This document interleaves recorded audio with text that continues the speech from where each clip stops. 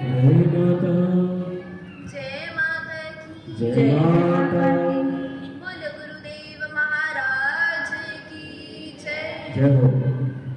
सागर से भी अधिक गहराई है जिसकी, हिमालय से भी अधिक ऊंचाई है जिसकी, आसमान से भी अधिक असीमता है जिसकी, और धरती से भी अधिक सहनशीलता है जिसकी, ऐसे मेरे गुरुदेव को शत शत प्रणाम। जय हो।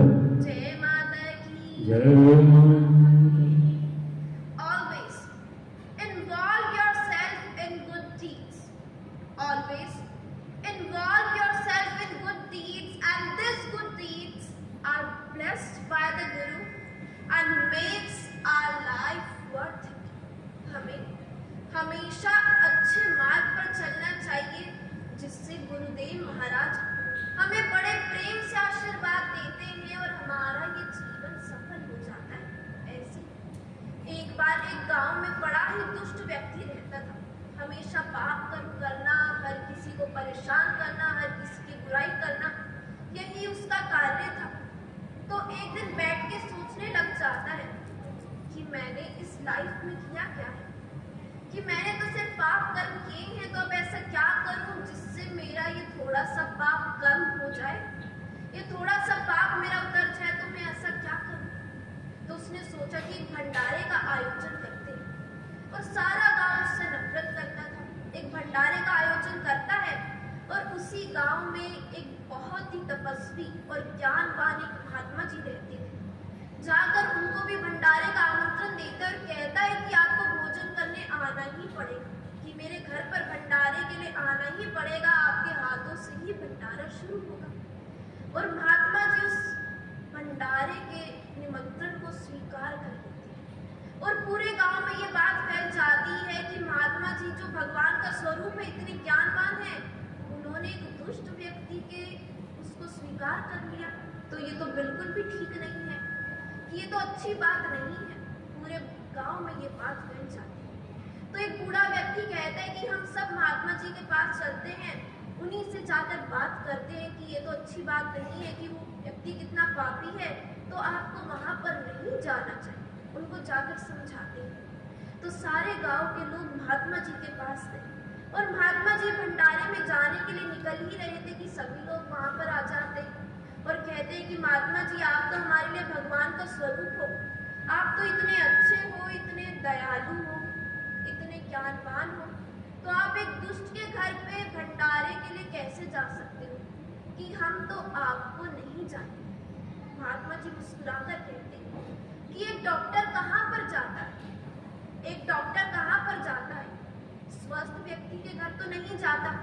कोई अगर हेल्दी है, हमें कुछ हुआ नहीं है, हम हेल्दी हैं, तो हमारे घर तो नहीं आएगा, एक रोगी के घर ही तो जाता है। तो महात्मा जी ने कहा कि मैं भी तो एक रोगी के घर ही जा रहा हूँ, एक बीमार के घर ही तो जा रहा हूँ, और उसको नफरत का विष नहीं चाहिए, उसको प्रेम की औषधि चाहिए।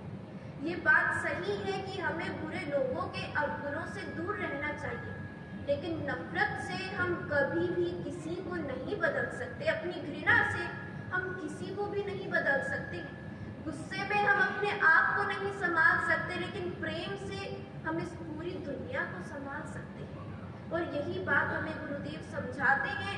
अपने गुरु की बातों पर ध्यान देना चाहिए। जब हमें अपने गुरु की बात समझ नहीं आती, तभी हमें दर दर भटकना पड़ता है, तो उनकी बात को हमें समझना चाहिए, तो इस जीवन में हमें कभी भटकना नहीं पड़ेगा। जय माता की जय, जय माता की जय। कभी भी हमें सदैव गुरु से यही मांगना चाहिए कि हमें भगवान के दर्शन, कि हमें भगवान के दर्शनों की प्राप्ति हो। कभी भी ये नहीं मांगना चाहिए कि हमें धन धान्य मिल जाए, हमें ऐश्वर्य मिल जाए, ये नहीं मांगना चाहिए। जब अर्जुन वृंदावन में वापस आए थे, तो सभी गोपियों को घेर कर खड़ी हो गई कि हमें एक बार कृष्ण के दर्शन करा दो, हमारी यही प्रार्थना है। और वो गोपियां जानती हैं कि कृष्ण जी द्वारका के राजा बने, तो उन्होंने ये नहीं कहा कि हमारी वृंदावन की सड़कें पक्की करवा दो या हमारे कुएं का पानी मीठा करवा दो। उनकी सिर्फ यही प्रार्थना थी कि हमें कृष्ण के दर्शन करा दो, और अगर तुम हमें हरि के दर्शन करा दोगे तो मंदिर में जो भी मूर्ति रखी हम उनको हटाकर हम तुम्हारी मूर्ति रख देंगे और हम तुम्हारी आरती करेंगे। जो हमें भगवान से मिलाता है वो भगवान का ही तो रूप होता है। और गुरु के बिना तो कहीं भी काम नहीं चलता, फिर चाहे स्वर्ग लोक हो, चाहे मृत्यु लोक हो, चाहे भूलोक हो, कहीं नहीं चलता।